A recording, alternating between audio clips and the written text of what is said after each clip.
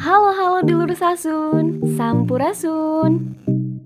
Kali ini kita ada di Jalan Lingkar Timur Kuningan nih. Nah, bagi kalian warga Kuningan, udah nggak asing lagi dong dengan jalan yang lagi viral ini. Apalagi spot tebing yang dibelah dua itu. Wow, indah banget bukan?